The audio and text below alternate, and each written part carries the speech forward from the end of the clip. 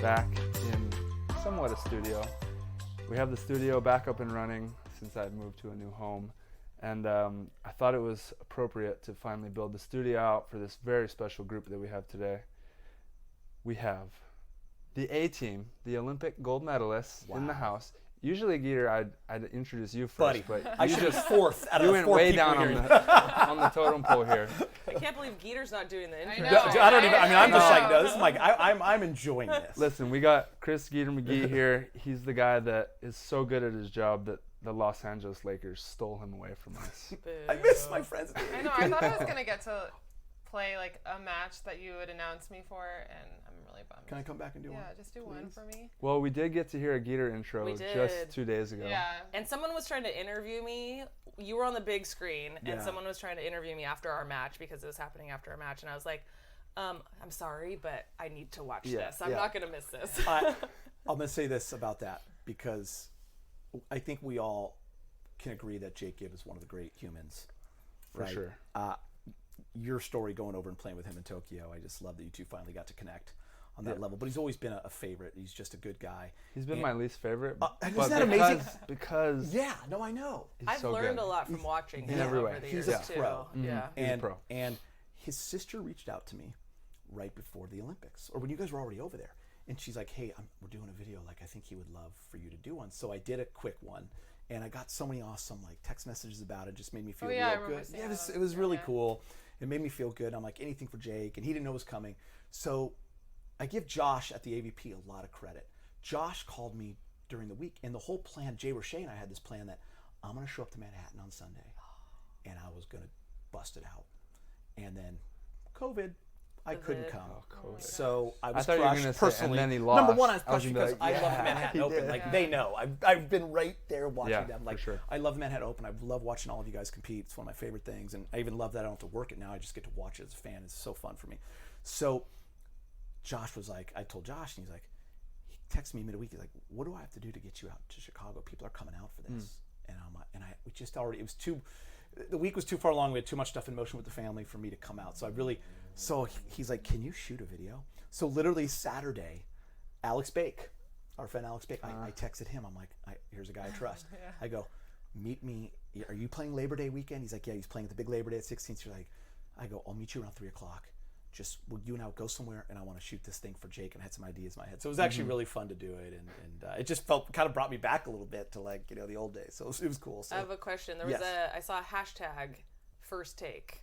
Was it your so first take? It was really funny is I was like, okay, dude, like we'll do this a bunch of times and let's get it right. That's why I want you here. And I go, I want you to like tell me. I go, I trust you. I want you to say like, dude, this isn't good. Or you missed a word or whatever. So it was just funny because he, And Bake was actually like a producer, like big time producer. Bake's won Emmys, like Bake knows what he's doing, like right? Big time commercials. Big time. So that's why I texted and he, he was so good, man. He was in the middle of playing his tournament. He goes, no, let's go over here. The lighting. He just knew exactly how to set it up. So he was awesome. And when we were done, I was like, he's like, dude, that's it.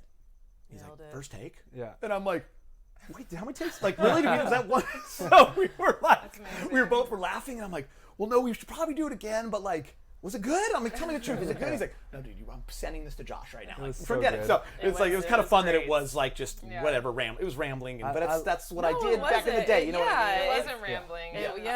You want to get everyone in, but you don't want to leave anybody out. It's like I was literally like, how does he remember all these stats and like rattle them off like that? Well, we went over that on the last podcast last time you were here. It's like, this guy, since he's a kid, just it's somehow, he just somehow remembers sports stats. And you know, when you're doing it every weekend, like when I'm announcing like I knew who. See, people, I watched. Well, I watched Alex play since she was 13 and on. But when April was young, I was coaching against her. I coached against Alex too. But like, so I lost to April in the finals of a festival for the national championship when I was coaching when I was a younger coach. Danny Glenn, her high school coach, was a friend of mine. So I always threw in Danny Glenn in Newport Harbor, and like the people in that world loved that. Yeah, well, I'm glad you did that. Yeah. Well, I remember when I would play against you guys, I would get a kill and you'd be like, guys, it's okay. Alex, good job. I thought I like to tell kids great. I know. Like, what's this coach? I'm like, why is he so funny? And why is it compliment? I just was like, she just hit over you. It's fine. We're good. I can't coach you what to do against that, so it's fine. We're good. There was like that commentary, like even back then, Yeah. it was amazing. I don't know. I feel like I don't know if it's from the announcing part of it or the coaching. I just like love like seeing great volleyball, even when it's against me. Like Millie's team, our team this year is my last year coaching her. We lost the finals at JOs, and it was this magical miracle run, as you guys know, emotional. Yeah. And like we lost to Wave. It was like we go all this way, you know, to play the JOs, and you play your friends. Yeah, I know. As you Always guys all works out know, like right? that, yeah. And, right. and like this is the 7th time we played them. We were 3-3. Well, their outside hitter got hurt and didn't play JOs, so their 3rd string outside hitter, who I didn't know, I knew her from the beach a little bit. She has the match of her life in the finals, and by the way, she kills us, and we lose this match. And like in all the madness, I'm like kind of crushed on a lot of levels. Like, oh my God, it's my last time coaching my daughter. Try not to get emotional here, and I'm pissed we didn't play that well. It's like all these little things, right? I all of a sudden I had to go seek out. I just had to tell this mom and dad and the girl, and I found him, and I like stopped her. It's like probably 20 minutes after the final, and they were going to get their ceremony and stuff. And I said, I just want you to know what you did was one of the most special things. You'll take this for your whole life. And the dad was like, dude, she never plays. I'm like, no, but well, like buddy, that- she played today. Yeah, that means so much though. You know? You know what? I remember playing in the finals at JOs, 12 and under, and I remember Kiva, that volleyball Yes. club, Kiva was Kentucky, gnarly Indiana. back in the Yeah, day. they were like Yeah. gnarly. And I remember we lost in the finals. I got silver medal, and I remember the coach came up to me and said, "You played amazing. You're gonna be amazing. You have a bright future." And I remember it. You know, like That's so things cool. like that. You remember that long It's ago? weird. Think about that. Yes, I know. 12. So it's cool that you did that, Yeah, that's because cool. that girl deserves to hear it. Her parents deserve to hear it. You remember that kind of stuff? Like, I can remember people being complimentary when I was a junior, but I went back and I watched some of my Davis Festival footage, and I was like, I was terrible. I was like, No way, really? Oh yeah. I'm like, I'm embarrassed for you were myself. not. I thought Oh my I was God. so much better than this, and I'm like the worst person on this team. But like, it was all, I thought I was good. So. I was opposite. I thought I was terrible. You guys are hilarious, by the way, because you're both unreal. You know that, by the way, right? But be I had honest. this connection with April because she played for my buddy Jarrett, who's one of my dearest friends in the world, at SC, and it was really his first big recruiting class was theirs, and they went on to win a couple national championships. But they went all the way to the Final Four when they were all freshmen. Well, I announced their games. It was really the first gig that I had outside of the AVP. I was like doing play-by-play and color commentating for At SC SC. volleyball. They had No internet way. broadcast was just starting. You weren't in Galen, were you?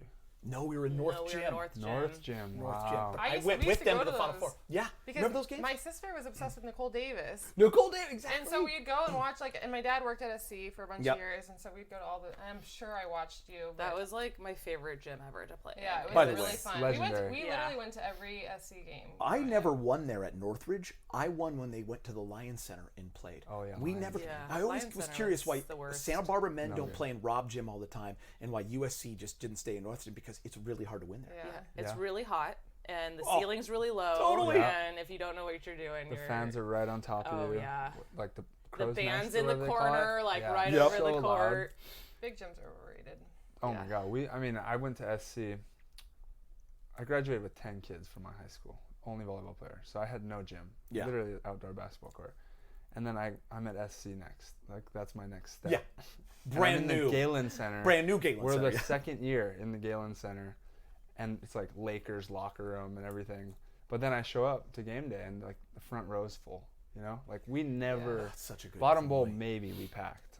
The girls packed it maybe a little bit better. Yeah. But we never packed the whole gym my whole career. I'm curious if you guys now love seeing so many women's matches packed around the country. Yeah. Probably more than before, right? And the men's have some good followings too. I don't like it because I was just a University of Hawaii Wahine Yeah. fan my whole Yep. childhood, and it was always like we have the best fan Yeah. base. You had a lot of they were the nobody only can- ones that did you had a lot of Yeah, pride. nobody can compare with us, and then now everyone. I mean, I don't really care, We but turned on the TV the other day, and Nebraska was playing, I watched and it. yeah, Tyler was coaching, and like Teddy, every time he sees volleyball on TV, Yeah. he stops and he watches it. that's awesome. And I was like, yeah, this is like the beginning of their season, and it's Yeah. just packed. It's like 10,000 people or something. Does ridiculous. Teddy love volleyball now? Oh my God, he loves. I love that volleyball. all the former Kings and the hockey guys that live in this community, they by the way, they're the love greatest. First of volleyball. all, they're some of the greatest guys. Yeah. They're just so humble and cool. They all love volley. They Same with the love it. Hoopers, like Luke and the Teddy crew. played in. Yeah. I know he loved it, right? Yeah, I loved it.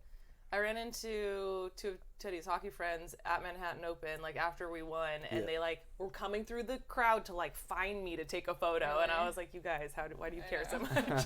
I'm sure you guys have been asked this a million times already, but I think, you know, I wanted to go to Manhattan and ask you myself, just because, I don't know, you guys know me, and like I always love sending texts to you guys when you win, because it just, I don't know, I want to tell you, like, I'm proud and I love it, and you guys all like reply really quickly back, which is always amazing. It makes me feel good, but like, you know, it was a weird Olympics because of your family and friends weren't there. So I'm curious, how much love could you guys feel from being over there, or was, you know, you've been to Olympics before where everyone's there. So for me, like, we were so into it, but I wanted you to know that we were so into it, you know, like we're all staying up to watch, like the kids, like, you know, we're building our day around it. It was like a really stark difference, because when everybody's there and your family's there, you're almost looking for a little distance, you know, like, interesting. I need to decompress. I need to focus on what we're here to do.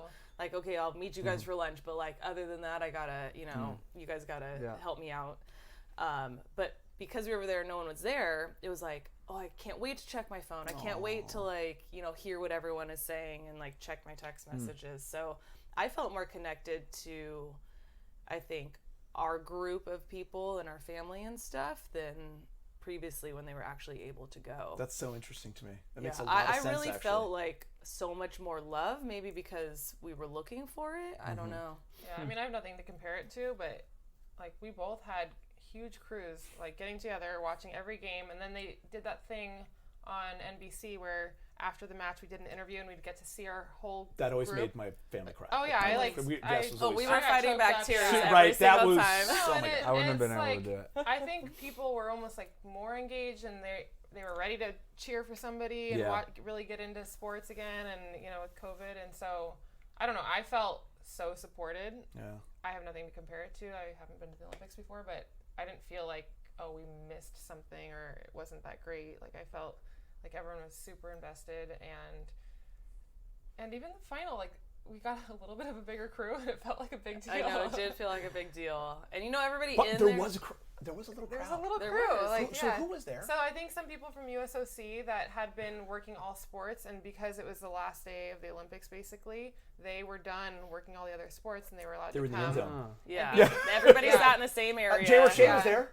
Yeah, he was there finally for the Finally, last one. I was giving him crap because I was like, it doesn't sound like he's playing the songs that he knows I like. Like, Yeah, not one. No, he knows you He guys. said he wasn't allowed to. Did you talk to him about it?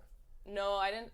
He says he You wasn't. said in an he wasn't interview, though, supposed you're to. like, oh, Jake he's told me probably that. doing a good job by not TJ giving, told like, him. showing favoritism. I Yeah, did he say wasn't that, allowed to but then show also, favoritism. I also said in an interview, I'm like, I think I misunderstood. I think he's here doing indoor volleyball and he's not doing beach volleyball. Oh my God. And I think he heard that or saw that, and then he texted me and he's like, I haven't done any of your matches yet, because he was on the night shift. Oh, that's right. And we were always morning shift, and then he did the finals. And okay, he's not supposed to play songs for anybody. We were literally walking into the stadium. He's playing Avicii, "Wake Me Up," which he knows is like one of my favorite artists. Yeah. I was like fighting back tears. I'm like, oh my God, like this Family. is like the perfect Family, thing, man. the People perfect know. like. It's beautiful. I was like, that's amazing you did that, but I'm feeling really emotional now, and I have to like pull myself together and play in this gold medal match. Yeah. I think he did that for Jake too. For sure. Like, on the down low. And for you, like, your situation's so different, right? Like, you didn't know you were going. Yeah. Jake calls you, you're like, I'm ready, I'm on a plane. Like, you That's come in, crazy. and I'm sure you were feeling so much love from people, because it was all over Instagram, and, you know, McKibben's put out that unbelievable video. It all came in waves though, because like I mean, our perspective. It's funny because like we're both first timers, but you had that lead up, which is a big deal. Like, Actually, it might be better if you don't have I was think so completely. nervous leading up, like, and The then lead I up wasn't that nervous at the Olympics. I thought it was The lead going up to be. is like the most really? anxious I didn't part. have I didn't have family talking to me about it, and hype friends telling me how, and you know, showing me how like emotional they are about it. You know, Yeah. Like eventually I got that later, but I'm literally in Vegas, vacation with my family, and it's just me and my daughter. Gabby's she had, I don't know what she was doing. She was building my house. She was working. I was finally contributing for a second. Yeah. And then I'm driving back alone with the baby, and I'm at Subway / Dairy Queen, trying to figure out which one to go to.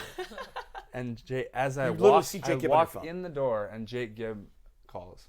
And in my head, like, I had tried to block it out of my head, like, don't look at your phone like you're gonna be the alternate and someone's gonna call So you. you already knew at that I was point gonna say, that Taylor was. yeah. No, I knew nothing. But But you Jake Gibb's calling me. What do you think He's when never you called see me that in my on your life. phone? Yeah. I can't even imagine. Me and Jake are rivals too. We've like Yeah. established it now. Like Yeah. we didn't talk really. Yeah. Very respectful rivals. Mm-hmm.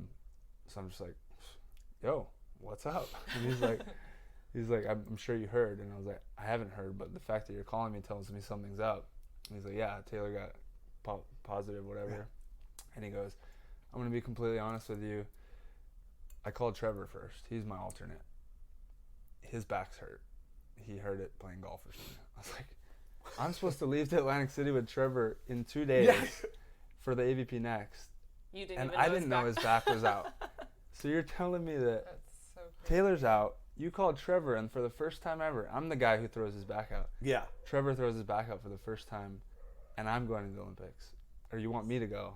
The gnarliest And he was like story. so like down. Yeah. Like his voice was like, hey man, like I guess if you want to get on a plane and give it a shot or We're something. like, yeah, maybe. No, and I fired up I all of a know. sudden. I was like, Which he "God." loved. Yeah, I was like, dude, if I get on this plane, we're going for the goal, blah, blah. I've just been training in 110 degrees, which I was. Yeah. Just, I don't know why I was doing that.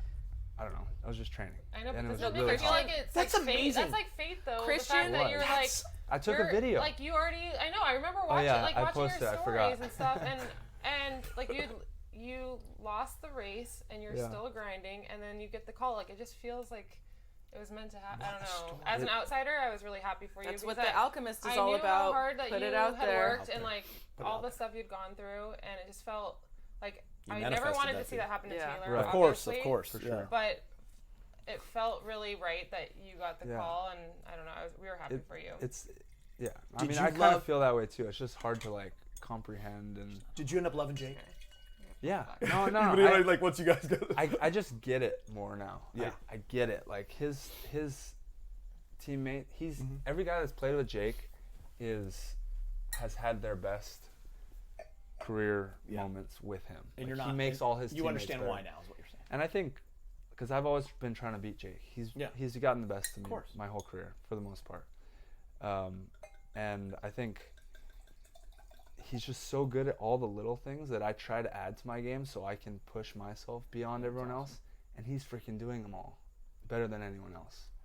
So it's like I just can't pass him because he's so good at all the intangibles, all the small things. And that's kind of what I learned. I'm like, I think he's the guy I'm like trying to emulate. And that's why I can't freaking catch him. Yeah. That's Like, a good point. And so it's like a lot of respect. And obviously he was that kind of teammate to me. He really respected that I came in. I shot the whole team attack. By the way, I showed up. I left on a plane secretly, supposed to not tell anybody.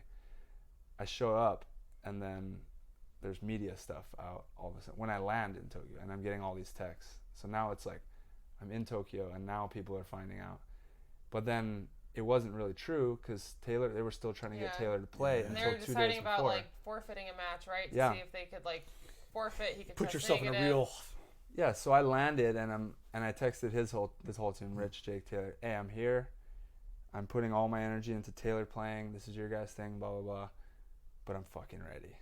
And I just fucking left it at that. No way. And then Taylor called me right when he finally, like 2 days before, when it was his last chance, either pull out or forfeit the first, risk it all. And he obviously, it was super respectful conversation, and I was like, I also think that was this really. label doesn't mean shit. Like, I'm the same person I was 5 minutes ago before you texted me. You're the same, whatever. Yeah. It was just like a good moment. Well, he's like a all brother to you. positivity. Yeah, exactly. I also thought it was really big of Taylor to make sure Jake had the opportunity Yeah. to play. You Yeah. know, like he could have said wait for I me. mean, yeah, and forfeit a match. Just One even of our like the way he handled 3. the whole thing, Yeah. I have so much respect and admiration. Like, Taylor. Yeah. Amazing. Yeah. And cheered mean, the whole way yeah, I and feel like really he- was. I think part that of- meant a yeah. lot for everybody. It was Yeah, good for so everyone. too. but And I mean, that's one of the hardest things. And I feel like maybe I would understand what he went through more than most people would, because I know how much it meant to me to finally make the Olympics as my first time, and like to get that stripped away. Like I just would get like a knot in my stomach thinking about it, and I felt so bad. Like sure. Did you think your first Olympics would be indoor? Oh yeah. That was your dream? Oh yeah, for sure. Like I didn't ever really think like beach was gonna be my like I thought I was gonna try it eventually, and I played it growing up and I liked it and everything, but I was so good. Like I don't mean like so no, but like when I was younger though, like everybody. That's what I was thinking. we would all agree with you. It's fine. No, but like when I was younger, like I was always like excelling at every stage, and I always thought like, oh, it's gonna happen eventually. And then I just saw my chances diminishing. Wow. And, you know, like I had to be realistic with the whole thing. And like I got cut one summer and I just realized like, I don't want to play if I'm not trying for the Olympics. Like that's not the type of person or player that I am. And I knew I needed to kind of start over, and I don't even think I knew what that meant. Like I was like, oh yeah, I'm gonna go for the Olympics. And I know what kind of work it takes because I tried so many times on the indoor side, but I didn't know what it entailed in terms of like making a main draw and like getting points and all that, and like crazy who I was going to play with, because she wasn't on the market at the time. So I was just like, oh yeah, I'm going to find somebody, you know. And it was really kind of naive of me, but it all worked. Like it's crazy. The fact that you you actually experienced like living through letting go of the Olympics, like letting go of the dream, like that's not for me anymore. I have to, and you like experienced it as your truth. Well, it's like I let go of it, but I didn't let go of it, because like that's also why I wanted to go to the beach, because I was like, okay, this is my only other chance. Right.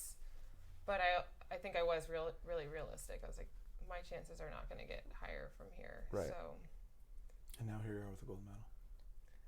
Yeah. It's still blowing my mind too. Crazy. Right? I was getting. And by the way, it wasn't close. I was finally learning what all the parents are talking about when I was, and I'm not calling myself a parent, but I was watching you guys quarterfinal, and I was getting so nervous all of a sudden. It's crazy, like, right? I need these girls to win. Like, because we lost, and I was like, I really, really want these girls to win right now. Well, like, it's this a is weird crazy. thing I'm getting because nervous. I think at that point, all the Americans were out, and we were the only Americans left in beach volleyball. And then at that point, you feel the responsibility to carry USA Volleyball a little bit and be like, okay, well, we have to get a medal now, you know, like we got to pull through for. I always feel a lot of responsibility for USA Volleyball because they put a lot of resources into us. And, you know, I played back in 2006 when we literally had nothing. And we had like one person who like paid her way to like come and rub our shoulders sometimes, you know, and like no stipend, no Is that gnarly to think back like what Holly and those guys were just by themselves by going? themselves. Even Misty and Carrie in the beginning, right? It was and to compare it to what we have now, it's so much, and we're so supported. Yeah, and I think knowing that like the financial support would have gone away had none of us gotten a medal, like USOPC, you know, like allocates money to different federations based on their Olympic potential and like the medals you get. And Sean let me know that after Rio. He's like, I'm so glad you guys got a bronze because it means so much to us funding wise. You guys made me get paid more probably, right? Over the next years. Probably. Let's go. He's right. There's a business side of it that is real. And that pressure is gnarly for you guys. Well, and it's so crucial too for girls that are trying to make it. Yep. You know, like beach volleyball does not pay out, you know, and so just to even get your travel covered is huge, you know. Like it's no crucial one's gonna for play. Yeah, no one's gonna play beach volleyball if they have to pay their way to the tournaments, and if they can't get a little money to cover their rent or whatever. You have to be able to make a living. But like, what about the AVP tour, like our American tour? Like, you guys winning put beach volleyball, like on the map or on TV for how many more hours? Like, that's another thing I feel pressure from to like do well at the Olympics, like because I just know that how many more eyes have been on the AVP because of Misty and Carrie over the years, you know, and we're like keeping our sport relevant in this country. Bringing home medals matters in America, it does. And people want to watch that. So it felt good for all those reasons to win. I mean, those weren't probably our biggest motivators at all, you know, but they were there. Yeah. I feel like I thought about this when you won the gold. There's like 3 incredible matches for me in your career when it comes to the Olympics. The first one was the semifinal win in 2012. London, London with Kessy. Against Larissa Brazil. And Juliana. Who was the team that people thought they were number 1 challenge in the world. Okay. They had beat us 9 times in a row before that. Raining or whatever. It was raining. Like, we had played them so many times, and it was one of those teams you went up against, and like you just felt like you were going up against a wall a little bit. You're like, I don't know how we're gonna win this one. We're gonna try the hardest that we can, and it's the Olympics, and there's all that intensity. But I just, did not go into that thinking like, oh, there's a good chance we're gonna win this. But I remember when you guys did, the feeling for everybody, and even for you, it felt like gold at the time. Like it was, did, oh my God, April and Jen and Carrie Misty are playing for the quad. It was beyond. In that match, beating Juliana Larissa was. So that's one moment I remember, and then winning the bronze with Carrie was. I've always felt this way, whether it's coaching or whether it's announcing or watching. Winning a bronze medal match in the Olympics is maybe the hardest thing to ever win because you're coming off a fucking loss, where your dream and goal was gold. So for you guys to rally and win in 3, and then probably felt like gold in a way. It was one of the hardest. It was maybe the hardest match I've ever played. Emotionally, for sure. For sure. Yeah. You're either going home with a medal or you're not. So like you had just lost. You had 2 chances at a medal too. And you had 2 chances, and we could talk about this more later. But like you're either going home with a medal or you're not. Like you make it to the finals, you know you're going home with a medal. Yeah. Which I talked to her about too, because I feel like that was kind of a mind F in London, and I wanted to learn from that in Tokyo. And we're not done yet. We're not done. That's what's going to be. Yep. Yeah, but in Rio, you're either you get a medal or you don't, and that was gnarly. How quickly did you tell Alex that? Was it like on the court after, or was it like later? No, the we next day were or walking something? in the dining hall one day, like talking about it because we were both just so happy. Because I feel like I felt the most pressure in the semis because I knew that if we lost, there was a chance that we weren't going to go home with a medal. Yeah. And for me, going home with something was, was really important. And so once we got to the finals, I felt like this huge sigh of relief. But I was telling her, I was like, I feel so relieved, but at the same time, I feel nervous that I'm this relieved because I don't want to settle, I know how bummed I'm going to be if I am too content with silver and we don't play our best or we're not hungry enough. And then that's when she kind of told me about her experience in London and that she didn't want to make the same mistake. And so we talked a lot about being like, okay, let's treat this like if we lose, we don't get a medal, period, And so we tried to kind of, I don't know, like. And I don't think that she was going to be complacent. Like, I know she's the player that wants to win. Like, second place is not good enough. But I just couldn't. I needed to share those lessons, just to be safe. I wasn't gonna why wouldn't you? Sure. Like even so, it was cool. We were walking from the dining hall, and Jordan and Feluca were walking with us, and they asked April. They were like, "Hey, like." Actually, this was after the gold. After we won, actually, and they hadn't were like, played "What's yet. your advice?" Like we've gotten silver and a bronze. Those and are 2 people that you have know been what's there funny? before too. They got a silver when April got a silver. They got a bronze when April got a bronze, and they got a gold when April got a gold, which is That so gave me weird. goosebumps. I know.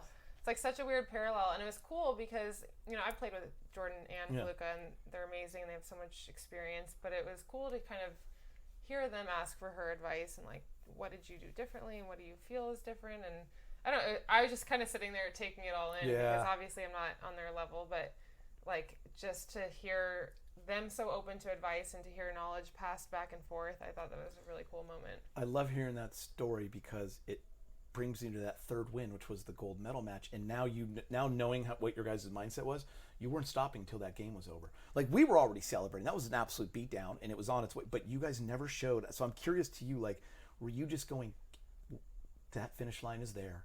I've already had these amazing moments in this, but not this. Like, you just had this. I was looking to see, like, is she emotional yet? I was trying to find, Well, so you guys just kept playing. No, because we were up like, I don't even know what it was, like 16-10 or 16-12 or something. That 10-point run. And I literally was like, oh my God, we're about to win a gold medal. And I was like on service receive, and then I started screwing up. Like I shanked a ball. I didn't go up to the net to block for one ball. Like I made all these mistakes, and I was like, Alex, focus. Like you should not be thinking these things right now. But like you're like, dude, we're gonna. I know. Shut up, Alex. Shut up. I had multiple moments where like I'd be on service receive. I'm like, holy shit, I'm in the Olympics. Like, I knew I shouldn't have been thinking about those things, but it was just such a big deal to me, and it would just hit me randomly, and it hit me at the wrong point for sure in the finals, and then I just gave up a few points, and then they kind of went on a run, and I think they got to like April, 17-13 thank or God, something. kind of shut it down. See, we're already all celebrating. They're like, it's still battling. Yeah. It's funny how nervous you can be when when you're up 17, Well, 13. that's like what we talked you've never about. been like, oh no, they're too close. We talked about that afterwards. It was like when you're in the battle, when you're like point by point, you're kind of like it's a little less nerve-wracking because you're just fighting so hard.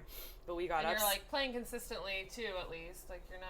Yeah, and then we got up like 10 points or something, and we're like, okay, it would really suck to blow this Yeah, right right. now. Like, Exactly. like we have to hold on to this. Oh my god. But I had a little bit of a Will Ferrell moment in Old School because, like, thinking about it, I'm like, I feel like I blacked out. Like, I just. That's like, how you debate? Yeah. Like, I looking back, I don't think I know I've never been more focused or more determined to win a single match in my entire life. Like, Have you rewatched it? I've rewatched the highlight reel. Which is There you so go. nice. There you I go. actually have not rewatched a single point. No way. No, I swear to God. I just realized This is that. where if we were really was prepared, lights we'd say out. No, that's roll not it. true. It'd be dark. It'd get dark. Yeah. Oh, We'll get there, final? Geeter. Yeah, We'll we're gonna get there. Or- When this is Oh, all it's set up. scouting. Yeah, We the scouting wifey's wise, we just watched building a out the few. studio right Yeah, now. no. A final note. We scout ourselves, so like we watch all of our games back. So I've watched them, but not like with announcers or with like we're watching from the end line. It's like silent. They're gonna show that moment. Our assistant coach Fiapo, who's amazing, he has worked with Alex since she got out onto the beach, and he still works with us. I was working on my line shot, I don't know, a couple years ago or whatever, and just doing it like 1,000 times and not feeling confident about it. And also, just for people who don't know, when April doesn't feel like she's doing something right, she's like, okay, I need to finish the practice with like 10 perfect line shots. And she gets obsessed with something, and we're like, April, like, your line shot's great. Yeah, it's great. And, like, you don't need to get like 10 of them. And you know what? Like, it's really windy today. And like, let's just call it. And she gets obsessed. And she's like, Fiapo, what do I do? And he was always helping her. And like, he would be super on board with it. Like, I would be like, okay. He was patient. Yeah. He was patient. No, he was. And he puts the cones. Okay, when we get targets on the court, every other coach gives you like a 6 foot by 6 foot square. Because they want you to make it. That's something. He literally gives Confidence us like is a 1.5 by 1.5 foot square, and we look at him and we're like, is that really the target?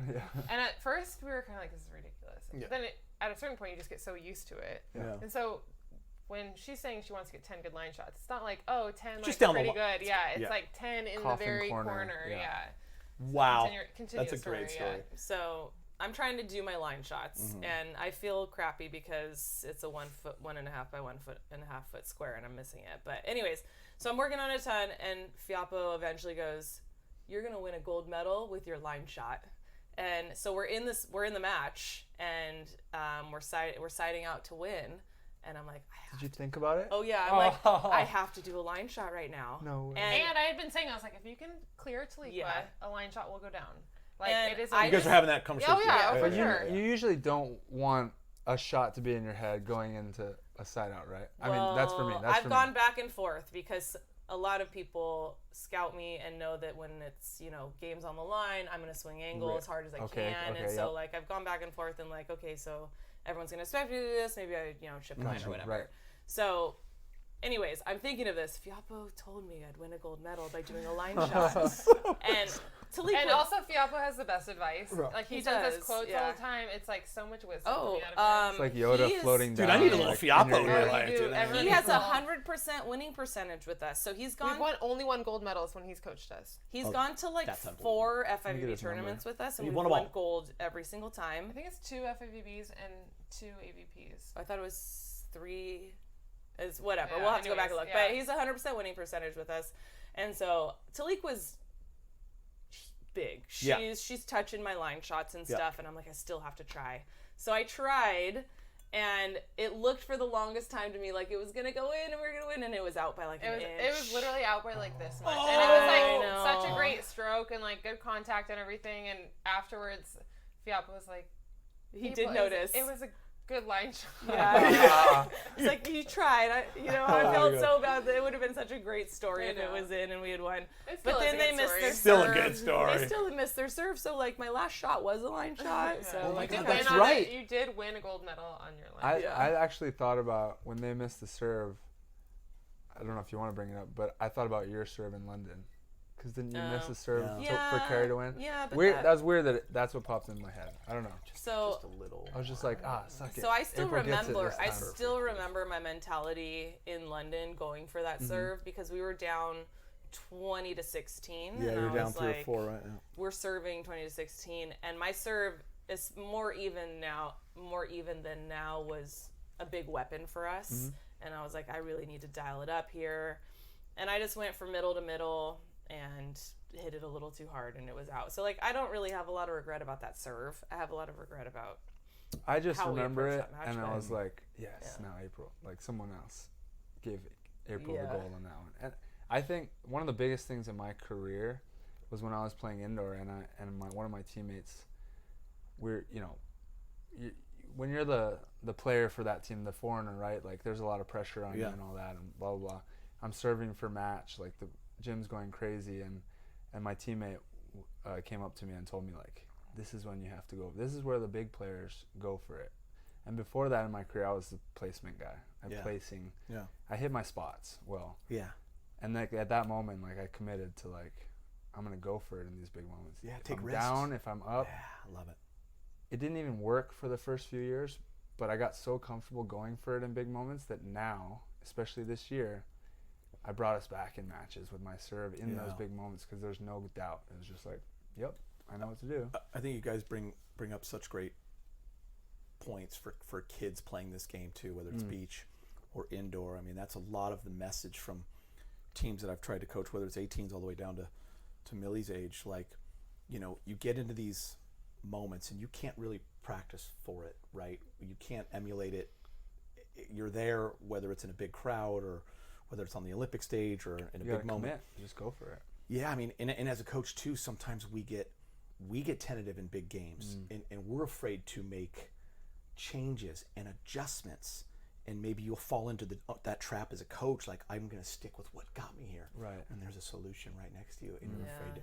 So it's so cool to hear your guys' stories about, you get into these moments, and it's like everyone always asks me about Kobe because I got to watch all his games and call him and stuff. Like, dude, he failed too.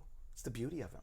Like, when he passed away and I was doing media about it and it was all emotional and stuff, I'll remember, like, it just hit me, this rant on why he was special to LA. I'm like, because he was ours. And for 20 years, we watched him airball, we watched him win championships, we watched him struggle, we watched the human side, we watched him go through struggles in his personal life, come out the other side, drop 60 in his final game and drop the fucking mic. Like, he's all, like, we saw that. Right. So it's not just about winning every single time, but it's about the journeys that you guys are all. That's really important. Well, I feel like that's one thing Alex has taught me. Like, it's so weird. She could.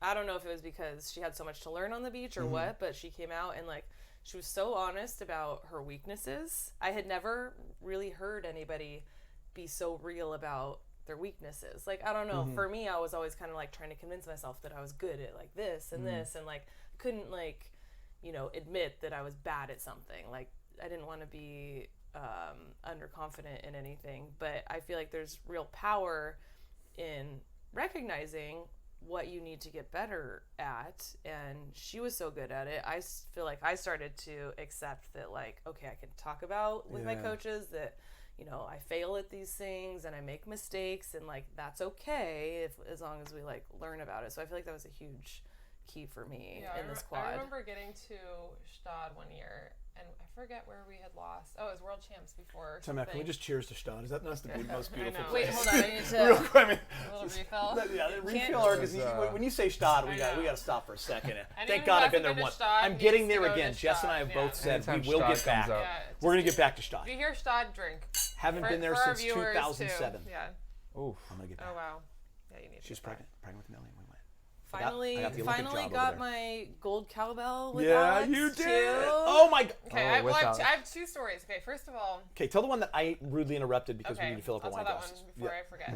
I remember we got to Stad. I think we had lost World Champs, and it was kind of tense because we had lost, and it was an amazing tournament for us. I felt so bad. I felt 2019. 2019. I felt so bad that Alex wasn't able to call herself a world champion after World Champs. Like, that was my biggest, like, I didn't care that I lost. I was just like, I felt so bad for Alex. Yeah, like, it's just like a weird mix of emotions. I feel like we were all trying to figure it out. Like, are we proud? Are we disappointed? Are we, whatever? Are we pissed?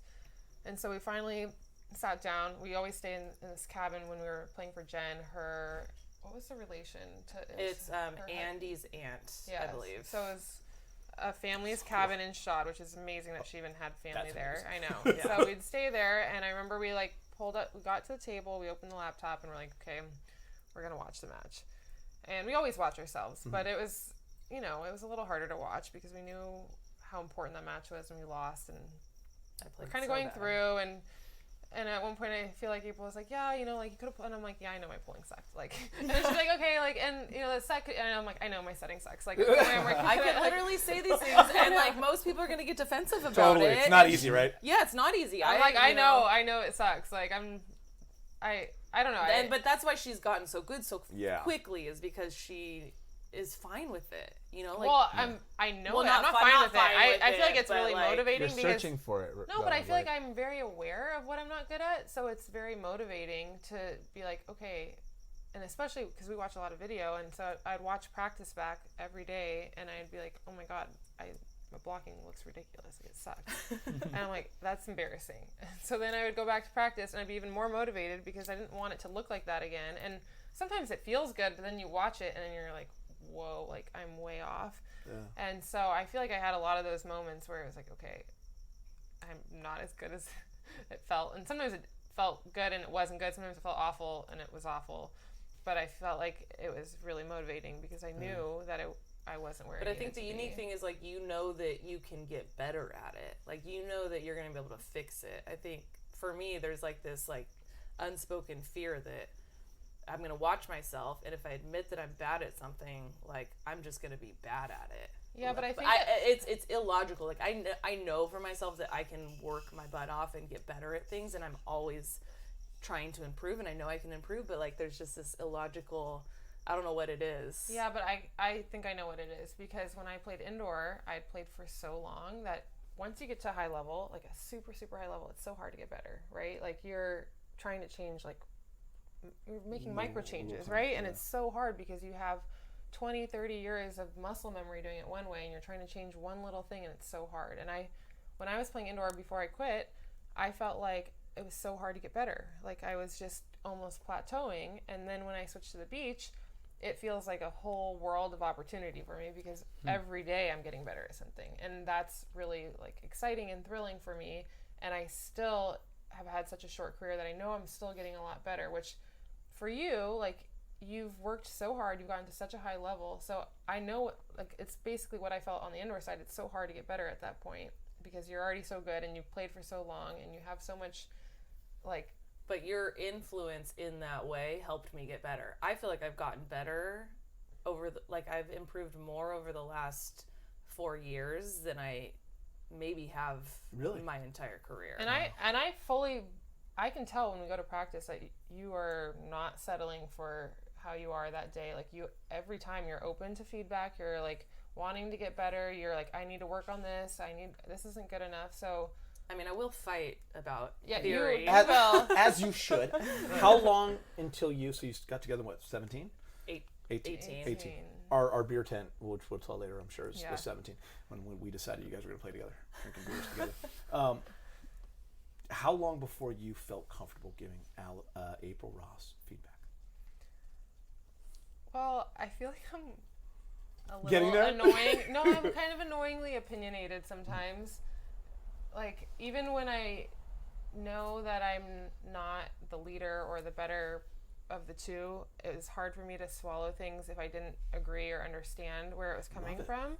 So I feel like I was always asking for explanations or trying to understand, like, oh, why are you telling me to do this?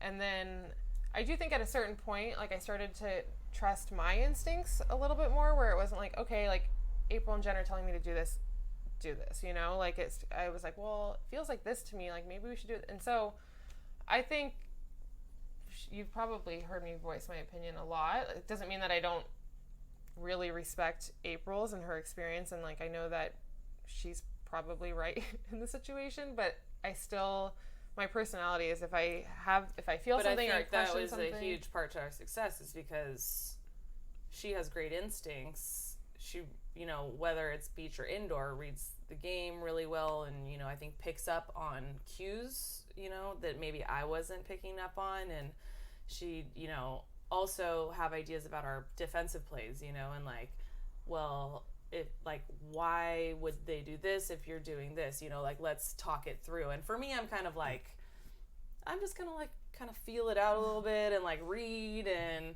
you know, and she's like, no, but you know, we're gonna break it down. And so I think her voicing her opinion was huge. I mean, True partnership. It was huge. That's awesome. But I also feel like because we talk through all these things it so is. much, we have such a deep understanding of what we're trying to do in each play on the court, and like all the different variations of it, and you know, like the evolution of like, okay, we ran this play, but we played it this way, and now we're gonna run this play again, but we're gonna play it a different way. We know when we run play 3, like what you're gonna do the first time, what you're gonna probably look for the second time. Doesn't mean you're gonna do it, but like things you're looking for in the progression that we're trying to establish. Yeah. Because we've talked about it, like, and we've had it, and I've had a lot of time to reflect, and we've watched a lot of volleyball, and I would be surprised if, this might sound a little arrogant, but like if we don't have the most sophisticated defense. We have a lot of plays and a lot of variations and a lot of like, okay, let's do this, but let's read off of this.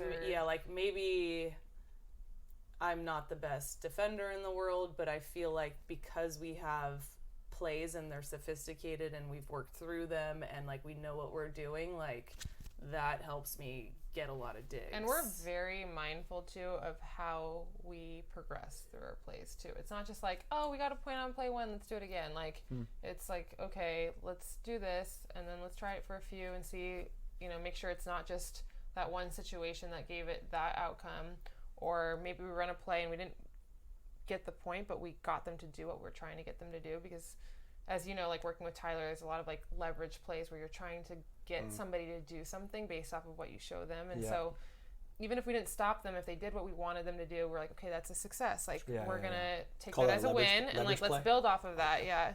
And so there's just a lot of things that we were always talking through, and we're like, okay, like that didn't work, but like it kind of worked, or, you know, like we did this, let's try this now because we know that this progression can work. So I just feel like we're very focused and mindful of what we're doing and why we're doing it. I think your guys' communication, whether it's right or wrong, like doesn't have to be the right or wrong thing, but the fact that you're saying it allows your teammate to know how to react and just know where you're at.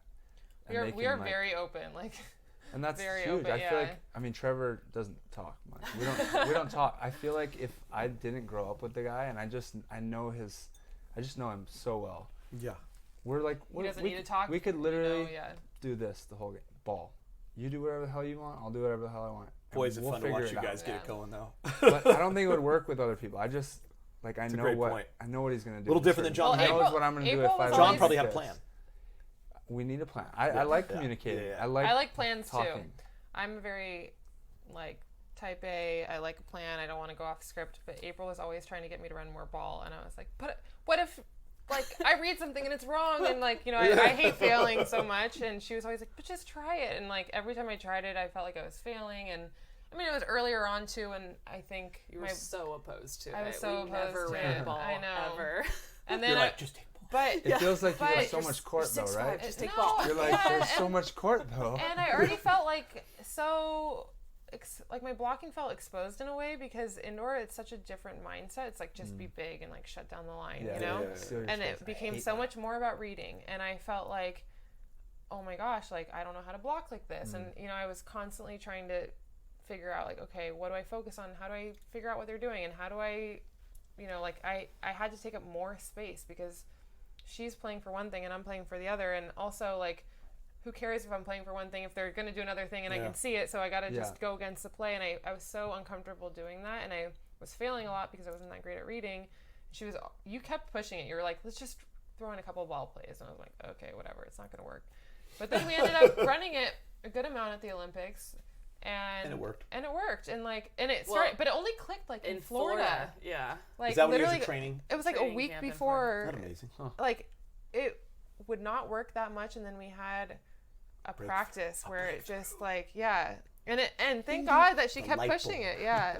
Alex was literally like, we'd be running ball and she'd have she wouldn't have lines, so we'd be running ball, but a lot of times when we'd run ball, she'd kind of like take line. I'd be like scared. Yeah. I'm just gonna take line. And somebody would like try to poke over her, and she'd like just elevate and like throw it down. And you're like, and it was like, oh my God, it's working.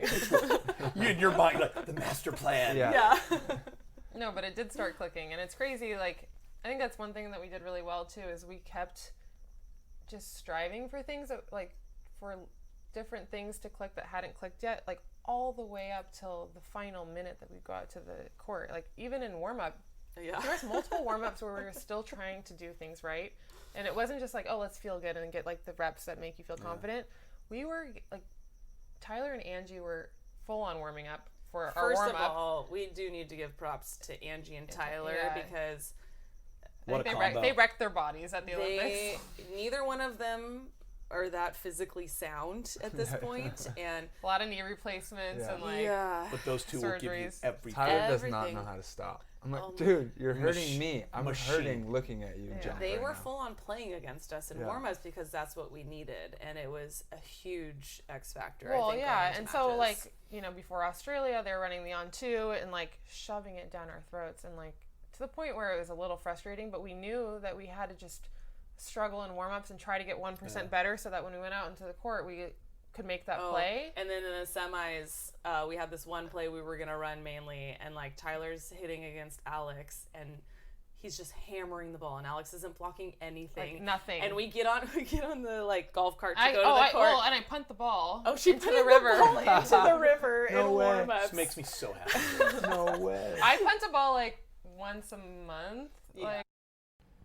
Going to take a quick commercial break to give a shout out to our number one sponsor. They've been with us since day one, and that is Wilson Volleyball. And guess what? We are all stoked to be using the Wilson again. The AVP is back. Atlanta was an incredible event. Manhattan Beach is about to be an incredible event. And then we have Chicago to finish off a short season, but a good one nonetheless. So you need Wilson Volleyballs as well, and use our discount code SANDCAST-20 to get 20% off all Wilson product. And they do have optics back in stock. All right, so reload, get back into season with Wilson Volleyball using our discount code SANDCAST-20 for the best volleyball in the game. To Angie is that we don't get defensive. So sometimes it's hard, but like Bless you guys. You have to try really hard to not take things personally and understand where the other person's going, what they need from you, and work as a team. And like Tyler was great with that because we were training with Sponsal Clays. Oh yeah, this is so funny. I got so pissed. I think it was literally the week before the Olympics. Olympics. Like a week or two before in the Florida? Olympics. No, it was after. in Hermosa at 16. Yeah. And we finally, something clicks for us defensively that he's been trying to teach us. And we say something to him about it, like, oh, that, blah, blah, blah. And immediately he's trying to have this like teaching moment, right? Because he works with all he's the the head coach of beach volleyball for USA Volleyball, and he's doing his job. But then he turns to everybody on the court, Sponsal Clays also, and is like, so this is why we do this. Alex just figured it out. And he's explaining what we did. He broke it down. He's like, and Alex let her pass and waited and then shot blocked and it worked. And I'm like, Tyler, you don't need to fucking we're going to Tokyo, dude. What we just did and why it worked. They're our competition and they were playing amazing at the time too, and so it's that's so funny. And Tyler, we have so much respect for Sponsal Clays, and we knew that we could be playing them in some later round match, and it's at some point you have to protect your own strategy. Yeah, and you have to realize that we're huge competitors at that point too, Yes. and we both have a real chance at getting a medal at the Olympics, and so we got to the timeout and I was like, Tyler, you don't need to tell them what we're doing. That's so good. And he was like, I mean, they do the same plays too, and I'm like, you don't need to tell them. They might not have realized what I was doing. You don't need to. And then he came back a day later. Yeah, he took some time he didn't say anything back, but he marinated and he didn't react, and he was like, he was a little dumbfounded. Yeah, he did. Then he came back and he was like, you're right. Yeah. No way. That's so good. Were you keeping an eye on what they were doing in Tokyo? The other pools, other board? I still want to go back and watch some of the matches because I heard about their match with Canada was epic, but I haven't to this day I haven't watched it, and I have hardly watched any other matches except for ones that we were scouting. And then it's been such a roller coaster since we've been back and we've been playing and we just haven't had a minute. But there's a lot of matches that I've heard were amazing and were really, nuts, and I want to go back and watch One thing that Jake Gibb and I have in common, which I was really excited to, because I thought it was super weird and You're not. about it, and then I heard Jake does the same thing, which made me feel really good, was that I don't look ahead in the bracket. Like, Yeah, she never does. so Like, it's like, don't tell me. Like, I learned Yeah. that. Yeah. I don't wanna I don't know. how to do that. I don't know. I'm like, okay, so we play it then. Yes, I have it all mapped out. I know. I think in the Olympics I did map it out. Sometimes I'll map it all out. I have to have a talk with myself first, and then I'm like, it's gonna be okay. Like, you have to beat everybody, anyways. But for the most part, yeah. Like, I just want to focus on the match I'm playing. I don't want to know who's next, because I've had moments, years past where it's like we'll be winning, and I'm like, oh, but we have this team next. Like, it's really tough, and it affects my mentality. So I just want to whatever. But in the Olympics, I did know the whole thing. I don't like knowing. Oh, you don't like knowing either? I don't even know the score when I play. I always know the legit score. win matches. try to Alex know the never score, but knows the it's score. not because I don't want to know the score. Oh my god, wait, I don't hold on. wanna know the score. We can go back to try in a second, but we're like in practice, and we're playing like a set, and it'll be like 17-14, and you abbreviate, and you're like 7-4, and Alex will be like, wait, it's 7. Who has 7 and who has 4? Like, she literally thinks it's 7-4. I'm right there 100%. And I just say I don't but care. you're like trying to tune it out. Guys, like, this is crazy for I'm me. not I trying know. to tune it out. No, even if I try, I But can't do I'm it. not like that in a game. But I play better. You're not like I that. don't Well, know. because in there's the a game, scoreboard. Yeah, there's a And scoreboard. There should be a scoreboard in practice. It'll be like we're up 20-15, and Alex will be like, "Who has 20?" That's incredible to me.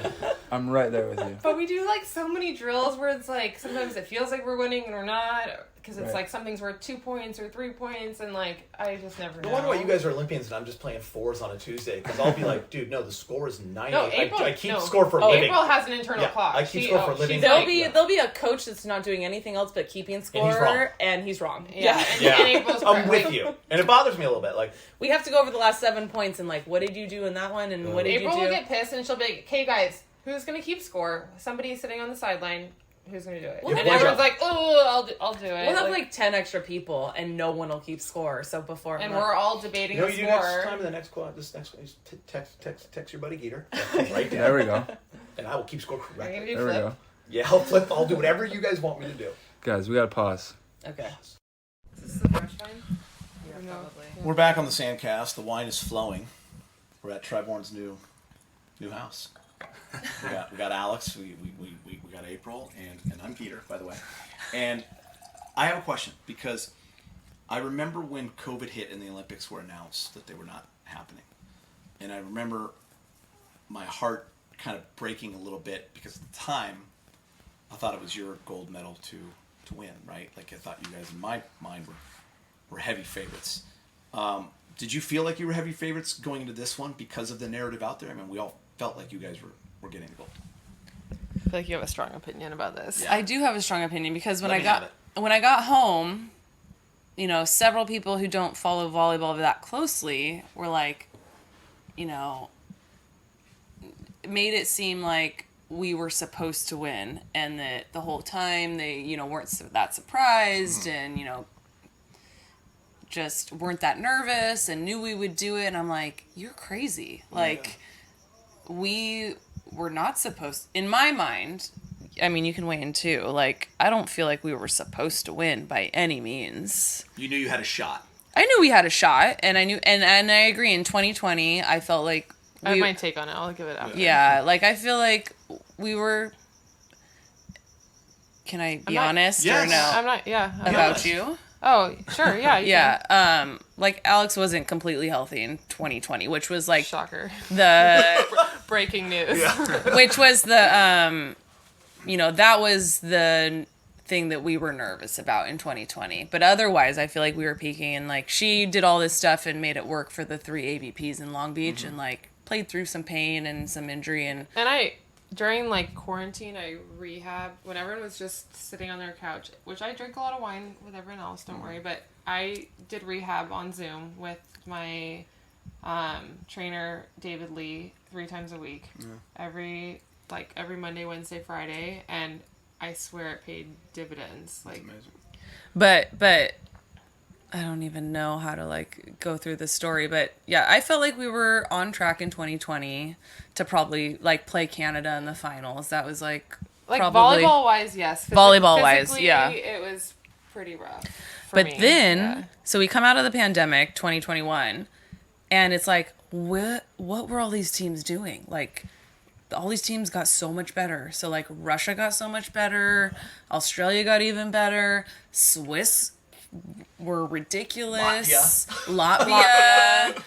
I feel like we're like Sponsal Clays got a lot Maggie better. and on Germany got so much better. Yeah, Sponsal Clays got so much better. And so, like, all of a sudden there were like all these teams that we previously kind of felt like, oh, okay, we kind of have a handle on it, were beating us or we were struggling with. And Agatha Duda came, medaled 3 times in Cancun, and we just did not feel like we were the favorites going into Tokyo at all. And so I feel like, I don't know if it was NBC or whoever made everybody think that, like, I'll tell you what it was. It was the dismantling of all the teams. Yeah. No, I mean, that's what I mean. So people No, that but aren't watching. in 2021, we did not dismantle teams. But like, people that aren't watching every day Yeah. and following that, watch the Olympics. You come back, they're like, of course you were supposed to win. Because you didn't. You know what I'm no, saying? I know. Yeah, Yeah. I mean, I get it. Us I who followed I volleyball understand know why how people hard it is. thought that, but I really do think going into the Olympics, we felt like some other teams were really gaining a lot of momentum, and we had done a pretty good job of playing at a pretty high level consistently, but there was Sponsal Clays, they won the last 2 going into the Olympics, like they were so hot, and then Latvia was playing amazing, and Agatha and Judah didn't skip a beat ever, so. And Russia, we lost came to out of Russia nowhere, and yeah. Cancun, and we struggled with a lot of teams. We lost to the Netherlands, who was in our pool in which we Ostrava. always have a hard time with them. Can I ask you a question? Because I remember feeling this way in 2012 about Carrie and Misty. Because they weren't 04, 08 in everyone else's eyes, maybe. But in 2012, I remember thinking going in, okay, but when these other countries get on the big stage and have to play them, that advantage goes to Carrie and Misty, I think, right? Did you feel by any way like, let's get to that big stage? I've been there. Like, was that, for you, I'm talking about you personally. I know Alex said this is her first time, but for you, like, let's go. That's an interesting question. The first time I've been asked that, but I think April's like, I've been there, but she hasn't. So Yeah. But you know what I mean, right? Like, no, I actually did feel that, and I never discount experience in beach volleyball, especially. You see that a lot with like older players, and it's a lot about knowledge and experience. So I felt like, if nothing else, I had an advantage because I had been there 2 times before. So, and you could tell when we were there, like, nerves were a factor. Nerves are always a factor in the Olympics. And, I think Alex doesn't get nervous, but I felt weirdly calm at the Olympics, and I still don't really understand it because I felt so nervous going into the Olympics because I just felt like every single person I passed was like, oh, like, you're going to win gold, right? Comments that they don't mean to be, I know like, what you mean. It's tough. But it's really hard to take all those comments over and over and over, and it's like, yeah, obviously I want to win gold, but, like, the odds are stacked against us. Yeah, Like, it's hard. Only one team wins gold, and, like, no matter how good you are or how much, how capable you are, there's still A lot has to- a really high probability that you won't win gold, and so I just kept, like, kind of justifying things in my mind and being like, okay, it doesn't really matter, but I could just feel the pressure mounting, and then people would be like, oh, how are you feeling? I'm like, really nervous, and Teddy, my fiance, was like, stop telling people that. I'm like, I know, but I feel really we nervous. actually had a sports psych meeting with Nicole Davis, Which I and- called, because I was Yeah. like, I could just feel it. I don't know. I felt it all And Nicole and I were like, you don't have to tell people that. It's okay. We're good. But it made me feel better to get it off my chest. I knew I needed to talk to somebody about it. I knew I needed to talk to somebody about it, and then finally I was like, okay, let's, like, Nicole, like, can we meet up? And then April was like, I'll meet up too. And I was like, okay, if you want. Like, I've got issues. I don't know if you do, but I've got issues. But then I got there, and I felt so weirdly calm. I was just like, oh, it's Alex just was volleyball. way more nervous for the Manhattan Beach Open than she was Yes. for the Olympics. I was like, there's fans. Like, oh my god, people are watching. So funny. I got a great story about Alex. Sorry, about April. This is true. When was your first? I always get the years mixed up. So, you and Kale were rookies together, and then you played with. Barb Fontana. Then who? You made your first final in Miami Oh, with Jen. with Jen. Yeah. So it's like the first event of the year. I want to say it was pretty. We were actually newly pregnant, so it might have been 2007. It was 07. 07. Yeah. Because we didn't really know we were pregnant until right around that moment, really. And it was raining monsoon in Miami. Yeah. and I'm announcing. We throw it down to St. John, and St. John's doing sideline, and he's talking to April, and he's like, "It's your first ever final, blah blah." And she looked at him. It was unbelievable. And if you knew her, like I'd known her, I've seen her in her whole career. She's like, "It's not my first final." That's what I thought you were going to say, and I didn't even know the situation. But I was like, and St. John had no idea what to say because in his like little probably ear for the producer, it's her first ever AVP final. That's all he had going into that thing. She's like, "No, this is not my first final." Like, bro, I've been in finals forever. I mean, it was so she had it since she was a kid, dude. No. I've been here before. I did not know that story, and that's literally what I thought you were gonna say. You said, But like, I think it was a super innocent comment. I wasn't trying to flex on anybody. It was not a flex. It was a nope. and I've been in a final before. and also do your research because she's been in finals. You know, like. But honestly, being in an NCAA final is way more nerve-wracking. It's a big deal. It's at least as big as being in an AVP final. feels like So By the way, in college, it is the. I mean, it's the biggest thing. It's the Olympics for college. 100%. Dude, JOs is gnarly. And being Yeah. festival, like, even as a kid. I know. I might frame my JO's medals at some point because it's It's a big deal. a big deal. St. John, I've been to JO's finals.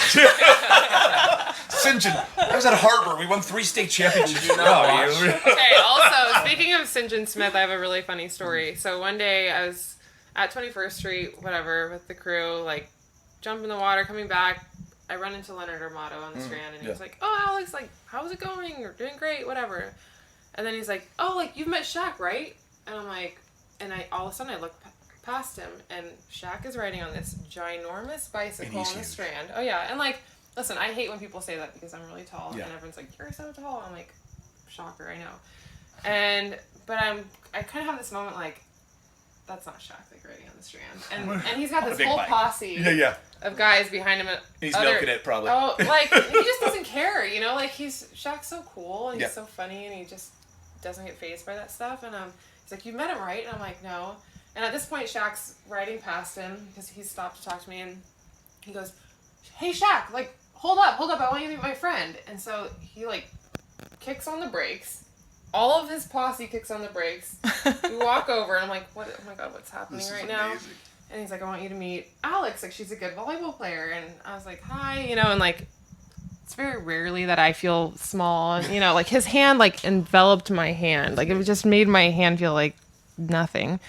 And he was like, "Oh, so, like, you're good at volleyball?" And I'm like, "Yeah, like, I'm pretty good," you know? And then he was like, "Well, you know what they say about me?" And I was like, "No." He's like, "I'm the Black St. John Smith." And, like, that was pretty much the gist of our conversation. And I was like, and everyone stopped. And I had this moment where I looked around and I realized, like, everyone was taking pictures because Shaq was stopped on the Strand. And I just continued my walk home because I lived at 17th at the time. And I was just like, what just happened? I'm the Black St. John Smith. Which obviously he has some knowledge of volleyball to say that, even, you know? Like, guys, when he first came around to the events, it was electric because, you know, huge crowds, and Shaq was the king, right? Like, he was in his prime. He would come with, like, killer loop sunglasses on and sit in the front row, and he would just, on NBC, and it was phenomenal.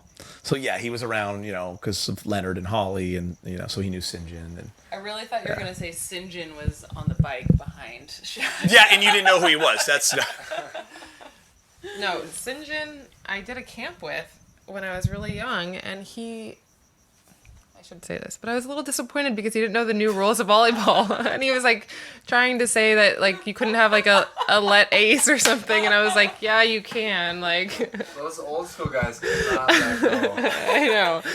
He was, like, trying to, like, coach everyone on the old rules, and we were like, no, but that's not the rules anymore. Oh, you're wrong, St. John. But you can't say that. Yeah. I'm only 8, but you're wrong. Okay, also cut that part out of the podcast. I don't edit that. Well, I have to tell this because these guys know this one, but you may not. Alex and I have a little running joke that, you know, I've always taken full credit for their partnership, even though that's not true, but we just love this story because she goes back to when she was, like, getting back into beach, right? And she was making it official, and it was like June of 2017 at the Solstice tournament, and we talked about who her partner was going to be, and I said it's got to be April Ross, right? Like we I was not at that point yet. she was not at that. She's like, yeah. She's not even deserving of that. She's like, yeah, great. Like later, and I'm like, I'm telling you right now, that's the best player in the world, and that's who you need to play with, because you and Carrie were ending, and she was the next person I thought that could emulate. Not that you do your own thing, but like that kind of skill and ability to affect the game at the net. There's only one other player that did that, and there's only one other player that I always thought was like Misty May, and that's April. Like that's what I put him in that category. So in my mind, yes, that's who you're playing with. And I remember kind of telling you like, that's who you got to go. Remember? And you were so sure of it. I was sure. And you were so optimistic. In the beer tent. I really appreciate it. Yeah, and it's really easy to be optimistic when you've had a few beers and you're at the beach and you're like just enjoying life. I felt great. Oh yeah. I felt great too, and you made me feel great. And he was just so sure of it. And he was like, I can see it. Like April's gonna pick you up. You're gonna go for the Olympics. You're gonna win a gold medal. Like, yes. I had it. And I was like, I wish I would. No, and he fully called it. And I was like, yeah, like cheers, And but we've laughed about it. I know we've laughed about it like, when over they would and win over. tournaments, we would like every time that like something, every time something good happens, he's like, I called it, and I'm like, you did. Like, well, this is I weird. watched April. Like, I just saw the whole career. I announced a lot of it. I got to watch it as a fan and a announcer, so I knew where she was. That's the person, and I knew her, and it just made sense to me.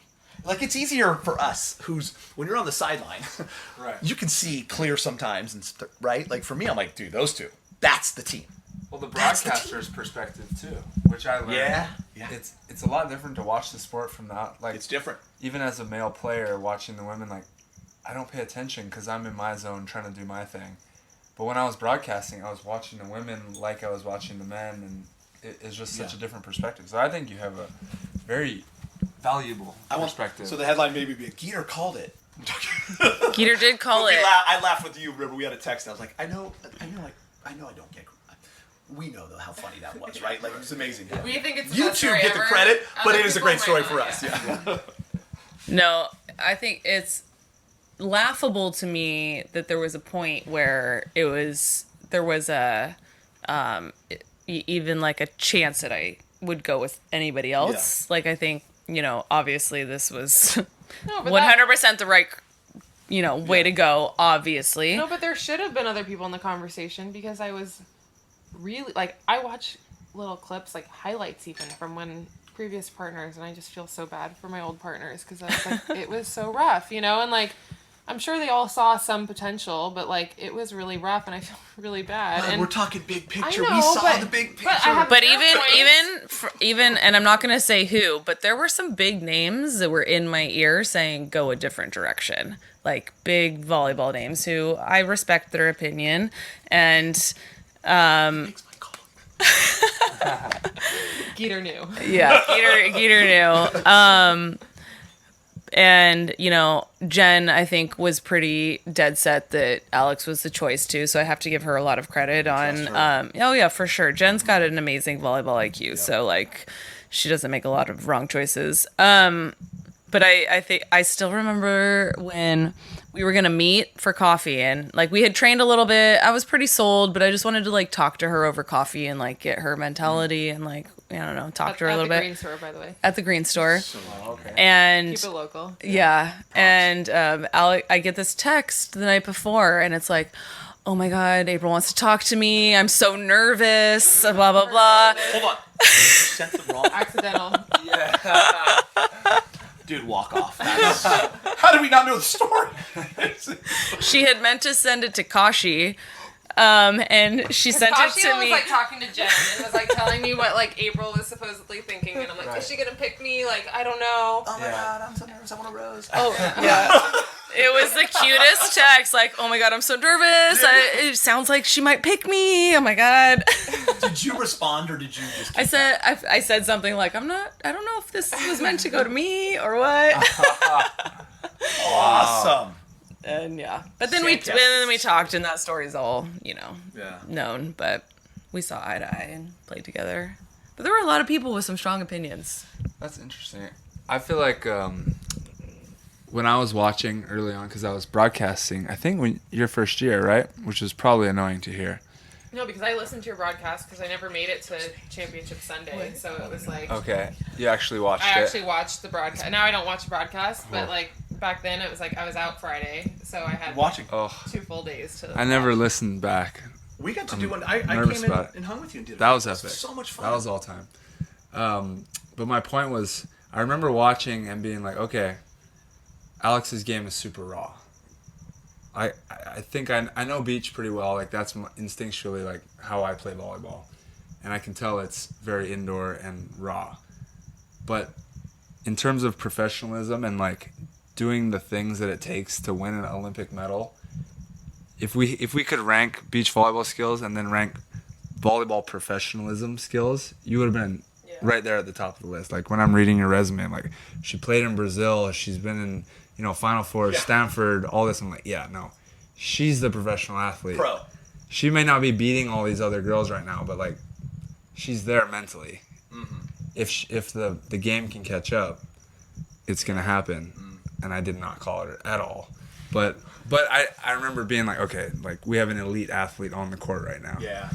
And it really just took, the game to catch up to you. And to see it all come together, I'm sure for you too, like playing with her, to see you get to that point where you were at in Tokyo, which was unstoppable and probably playing the best of your career, was actually really cool. Really cool. Yeah.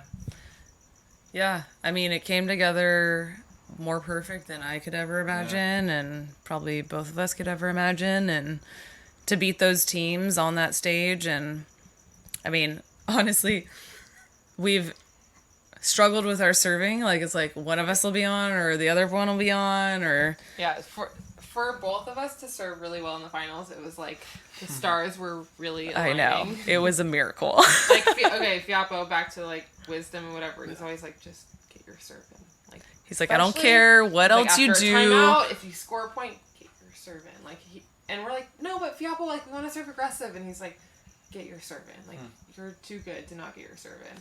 So we've gone with this whole battle back and forth, and Tyler's actually encouraged us to serve really aggressively, I feel like, but I don't know. No, I feel like he he tells shows us to stats. serve space, which I feel like is coach speak for like just go no, for I the don't cones. Think so. I don't think so. I think he wants us to serve aggressive, but like he never wants us to say we're serving a player. He wants us to always serve like in between. We'll have to get areas. clarity on that. Yeah. Let's get clarity before Yeah. Paris. But we've always had this battle, and Fiapo was always like, just get the serve in, because sometimes we're very high error, and especially for me, when I'm like really going for it, it can lead to a lot of errors. And then I stopped jump serving altogether because of my Alex knee. had this practice in Tokyo where she could not get a serve. It was early on in pool play, could not get a serve in the court. And was like, It was at practice. Yeah. it was at practice, was like so Tyler frustrated. and Angie. Yeah, against Tyler and Angie, was so frustrated. I was back there being like, I don't know if she's gonna be able to jump serve at all in the Olympics. Like, I don't know what's gonna happen. And then come the finals. Yeah. Well, come the last pool play match against Netherlands, and then she served like 10 balls in a row. Let's rewind though, because every time that I would get kind of injured and I would have to like stand and serve, and April's like, oh, your standing serve is really tough, and I'm like, I know, but my like jump float is way tougher. And she's like, no, like you don't understand, this is really tough. I'm like, I know, but my jump But her float. stand float is probably as tough as most people's jump float, Okay. to be honest. But I just knew, Yeah. like, when I hit my jump float right, I know that it's really hard. And I was struggling health-wise with my knees and just, like, jump count at practice and all this stuff. But I was insistent. I was like, I have to work in my jump float and kind of get my rhythm back for the Olympics. And I hadn't jump floated in probably a year at that point. Yeah. And I was just like, I know that this can be a weapon, and I know I need to have it in my back pocket, because sometimes we play teams that are so good that it doesn't like you need to find. It's not like we can't score points on defense, and you have to take a risk somewhere. And sometimes it's like, okay, let's just serve as hard as we can, and that's honestly what we did against Australia. I was like, we know that when they're in system, they are so hard to stop, right? Like if they get a good pass, you have Talika going on two, and then hand setting all the way to the pin, and it's really hard as a blocker and as a defender. And so our game plan was like, let's just serve really, really hard. And we both served amazingly well in that final, which is never happened at the That same just time. never happened at the same time ever. I had this moment of like, I told you so. Like, I knew this jump float was gonna come. She did. She let us know, but I've been on the receiving end a couple of in practice. I feel like sometimes like it's on and off. Like you don't bring your match serve a lot in practice for whatever reason, but I've been on saving my body. I've been on the receiving end a few times of like your really good serves, and I've literally swung and missed at the ball. Wow. Yeah, I'm like, this Okay, is I the know hardest serve I have ever seen in my entire life. Wow. And so I feel for those people on the that other your side of the indoor net. Jump float? No, so actually when I came out to the beach, the first coach I ever trained with was Jose. Yeah. And he was really great, especially for that point of my transition because he's so technical. And you know, Brazilians are like, they just get so many touches in. Total. And I had no idea what I was doing, and he was just like getting me moving in the sand and having me touch a million balls. And at one point I was serving with him, and I was just missing every serve. I was taking like a 5-step approach to my jump float, which is what I did indoor. Like every player kind of has like that longer runway, and he was like, I think you should shorten your approach. So he was the one that kind of told me, like, made me change it to Step close. Yeah, it was basically toss, step close. And so that's when I kind of Two started. or one hand? Like, what's your? I did how'd two you hand. how'd you start? I was always Start doing with two hand because that's how I served indoor. Mm-hmm. But indoor, I had a couple more steps in Gotcha. there, and Jose was like, "Let's dial this back." So that's kind of where I started it. But then Tyler was always like, "Let's keep it compact," because I'm really lanky and long, and it was just kind of always fine tuning it. Yeah. When did you guys decide Paris was going to happen? Well, we had to ask text. her We that. had to text about this answer before we came here. Okay. Yeah. Because you know we have to ask. Yeah. Make sure that Our thing's recording, bro. our intention would be to play Paris together, but I think like what we have decided on at the moment is to continue playing together. Like we don't know necessarily what the future is going to hold, and we're waiting to make that decision still, but we do want to continue playing together. So People that's did talk about it over the weekend. and the we broadcast. and people kind of ran with it a little bit. Gotcha. So Okay. our immediate plan is to continue playing together. Let's and just play. We're just gonna play, see what life has in store for us, and if Paris is in the cards, we will let everybody know when we decide that. Okay, let me know because I really want to go. So. And I feel like all of our friends and family would love the opportunity to finally go because they all, they had their Airbnbs booked and hotels booked. That was a really good answer, though. I know. Oh, Yeah. That's the one you cut and you put onto social media. Like, Any- hey, here's what's coming out. Clip. Yeah. it's not Anything that needs to be like a little PC, I'm like, Yeah. no, it's a great answer. It's an except honest. By the way, No, it that's is- an it is honest honest. answer. You gave a raw, honest answer. it's a true answer, Yeah. to be honest. Oh my gosh, let's talk about the media for just half a second because Those guys. it was man. scary Oh, sorry, I'm one. in Tokyo, like with the whole COVID situation and the mental health issues in Tokyo. We would come out of our matches, and I'd be like more nervous for the media than for playing. And well, and we kept getting the same questions over and over. yeah, and like I said one thing, and we'll go to the next interview, and I'm like, Alex, how did that sound? Like, was that bad? And like, is anybody gonna twist it? And one time she was like, oh, well, maybe you could have said it this way, and I had nightmares of You're like, I'm in my head. Yeah. yeah, What was yeah. that question? Like, I can't remember. I Is it can't about remember pulling out of the Olympics and no, I think that's that about. stuff? Like the mental health. I think it was side? a mental health. No, I think it was COVID because I think I framed it like we're being safe and healthy, so it made it seem Gotcha. we were afraid that it made it seem like people who got COVID weren't being safe or healthy, but it's such a small little thing, and that's not truly what I believe. And, But April said this in an interview, at the beginning of this year, and I will never forget it because I feel this to my core. But it's so scary to speak up about things that you believe in because of cancel culture and honestly, it's to a point where it's not worth it to me because I care so much about my career and I care so much about volleyball, and it's some things I wouldn't necessarily be inclined to speak up about, but then they ask you, and it's is it worth telling them what I think? if it's not the popular opinion, or, you know, and it's a scary time to be a public figure or an athlete, or, you know, just to be in the public eye and to have to give your opinion on things, and everyone judges you and they're so quick to say you're wrong and you shouldn't have your career, and it's just weird. And so it's like, now when we get asked these questions where we have to give our opinion on something, and it's not just about how we played, like, it's a little bit scary for us, you know, and you want to make sure that you're being respectful and that you're saying what's considered right, you know, and sometimes it's not worth it. Like, yeah, and everyone's like, just stick to, you know, playing volleyball and be an athlete. Well, then don't ask me about, you know, all this other stuff. But then there are some things really where tough. it's like, it's not actually worth it to go into it because the risk of... Oh, you're just searching for the PC answer as an athlete. You know, like, you go out and you're just like, what is the most vanilla PC thing I can say? It's just a crazy time. Brings it back to the Olympic spirit. I know. And, like, let's all just, you know, That's get what along. I missed about having fans and- there, because when I went to that one Olympics in 2008, for me it was the first time seeing it that you guys have now all seen, but like I had never been in a part of anything like that. emceeing beach volleyball, all those fans and that sense of pride that I felt, and here are Jake and Rosie, Nicole and Elaine, Carrie and Misty, Todd and Phil playing, and you feel like, oh, I'm these are people I know, like I'm here with them. It was a pretty amazing feeling. So, like, the Olympic spirit is something that you have to. It's so good for You have the to world. feel, you got experience. The Olympic spirit is so real. Like, It's real. Oh my God, walking around in the village, everyone was so happy to be there, and they were so eager to meet you and to trade pins. And nothing else matters. It's like, oh, you worked so hard to get here. I respect, you know, how your path or your journey. I don't even know it, but we're here together. Like, let's, you know, trade pins. We're all eating at the same dining hall together, and it just you feel so much unity. You feel so much patriotism and pride for your country, but you also feel so much respect for every other country there. So it's...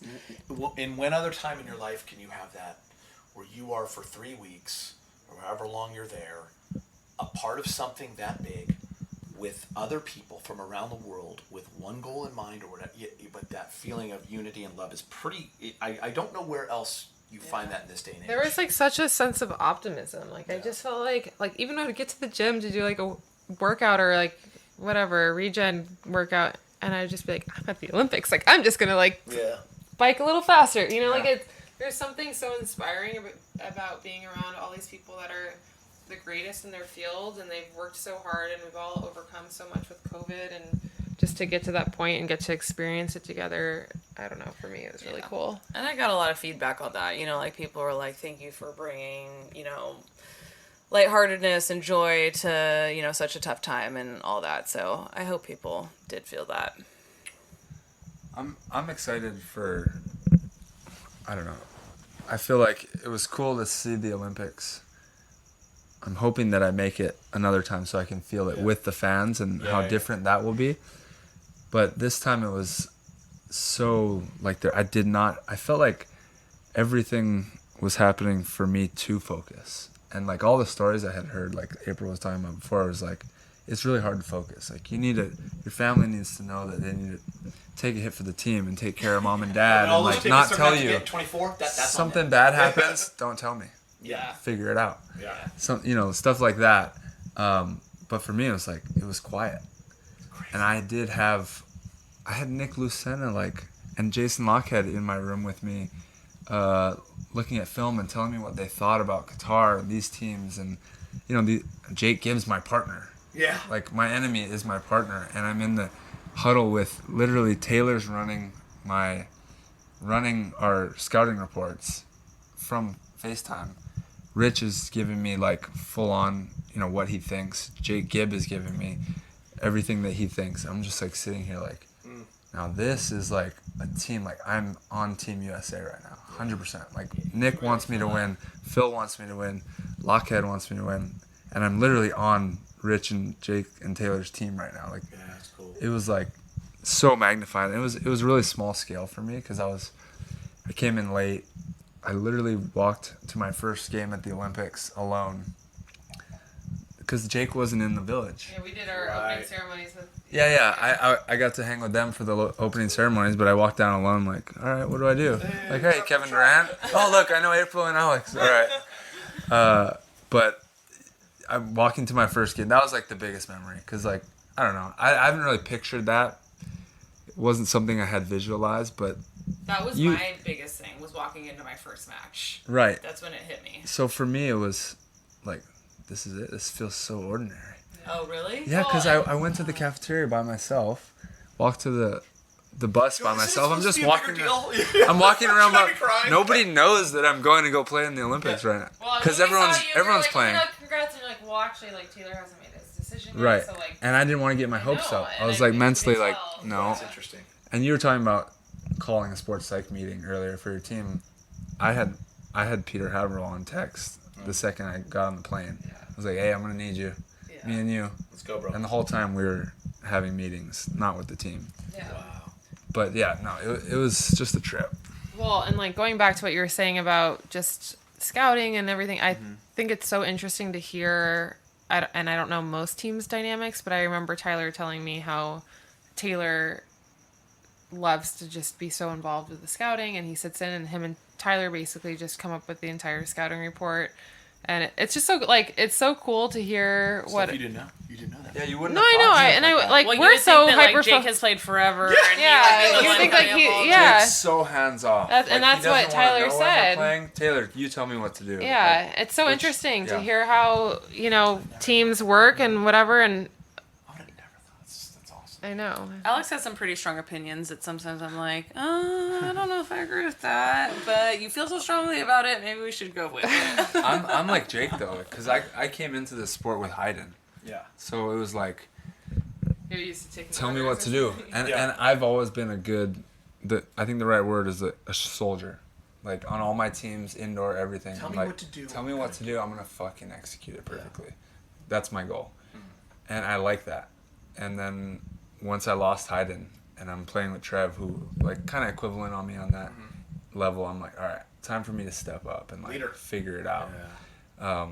And Trev does see the game differently than me a little more. But I actually think that's such a strength. Like, Love it. I love that actually. like we used to disagree with Jen a lot, and I feel like it worked for. Like we went through so many debates with like Jen and Tyler about like what my approach should be like, and what our system should be like, and what the set should be like. And then Angie came into the picture, and she had a way different take on everything, and she wanted us to run all these different routes that we had never run before, and you were pretty resistant. But I honestly think that having opposing views is such a valuable thing, and I think it really made us like double down on like, do we really believe in our approach, and is it right, and should we reconsider some other options, and like let's explore them, and if they're not good enough, we'll stick to ours, and we know ours is the best. If it's not, like, great. So I think that's a good thing. I don't know. I think it's a good thing too. You know what's crazy is we're sitting here wrapping up and kind of like been talking, having this great conversation. I think about Paris, and I think, wait, the Olympics is in LA in 7 years. As Olympians, is that insane? Like, this place is gonna go nuts, right? Yeah. 7 years. It's not that. I'm trying to far. figure out what job I can have at I was gonna say, the so- LA Olympics, because I won't be playing. Do I want to rent out my house in Orange County? Because I feel like it's going to be that far reaching, but I don't know. Also, every time that someone would bring up Paris last year, if April was sober, she was like, yeah, like, I feel good. Like, I think I'm playing good, whatever. And then she'd have, like, 3 glasses of wine. She's like, don't let me play Paris. Like, she had this, like, angel voice and devil voice. Yeah. It's so like funny. Fast Times. And I would be there for all of these answers, and I'm like, she just said she wanted to play Paris, and now she's saying, don't let me play Paris, and now she's going to say, let me. What am I really supposed to do? I know, and here? I'm like, what is she thinking? Like, I don't even know. Guys, I told her to, I wanted to write myself a letter before Tokyo about Paris. Like, That's no a matter great what call, they by the tell way. you, you're not playing. Yes, I think that's mainly what it was going to say, but we'll see. We'll see. Writing yourself a letter is like a crazy thing to do. I feel like it is. I did one when I was out, basically, and like going back and reading it from that perspective is like one of the craziest things. We actually did a a little documentary that we haven't released. Hopefully we can get it together now that I think I wrote the ending of it. Yeah. We'll see. But the beginning of it Did is... not write the ending. I was gonna say, can you wait Well- till 24? Yeah, it's not the ending, but Yeah, you hold hit the on. We actually you hit finished- one of the climaxes. Right. Yeah, get We- to the last 15 minutes of the We ended the doc, and then we're like, well, if you're going for the Olympics, then let's end it after the Olympics. Yeah, and then I made it. We're like, okay, Save 10 this could be minutes, the 12 end. minutes. Yeah, whatever. At some point, we'll have a doc. But the beginning of it is me like reading the letter to myself. That's cool. Yeah, and it was just super cool perspective. I mean, didn't Kobe do that? Wait, I've said this a few times, but I really don't feel like your story has gotten enough pub. Like, April With you. April has said that. Yeah. I got a actually multiple times. podcast. I got a... no. April, like one time we were at the It's an gym and incredible she, story. I forget who you were talking to, but you're like, I don't know, like what the PR guys are doing, but they need to cover this right now. Like Try is like, I think you had one. You just won Like, it was, like, coming your back first- from yeah, your and yeah. it's like this needs to be a bigger story. I And wrote April- BJ Hopner Evans or whatever at USA Volleyball. I'm like, are we covering this?